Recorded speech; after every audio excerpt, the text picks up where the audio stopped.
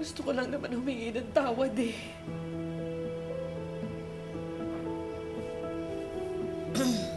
Gusto mo talagang patawarin kita? Oh, anong gusto mong gawin ko? Then tell me the truth. Ano, sasabihin ko, ano yun? Sino nagbigay ng pera sa'yo para maipatumba mo yung star witness against you? Sino mga galamay mo? Sinong tumutulong sa'yo sa labas?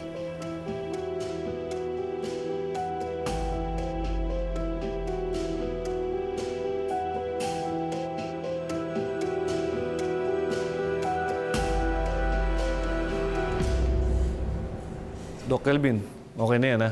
Thank you, Doc. Hi, Doc Carlos. Bakit nandito ka pa? Di ba usapan natin, pagkakuha ng pera, aalis ka na.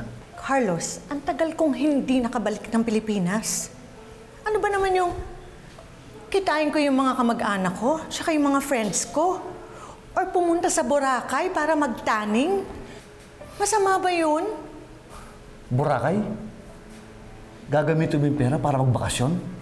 Carlos, I just wanna relax. Bago ako bumalik dun sa Amerika, ang dami stress dun. Hindi mo pa rin sinasagot ang tanong ko kung bakit ka nandito sa East Ridge. Anong ginagawa mo dito? Alam mo, may nagtanong na rin sa akin kanina niyan. Magpapatingin ako sa gynae ko. Talaga? Sa dami ng ospital dito sa Pilipinas? Talagang dito sa East Ridge?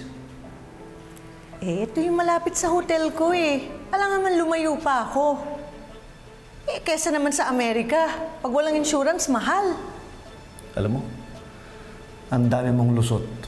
Ang dami mo rin kasing tanong. Ay nako, bye Carlos. Malilate ako sa appointment ko kay Doc, okay?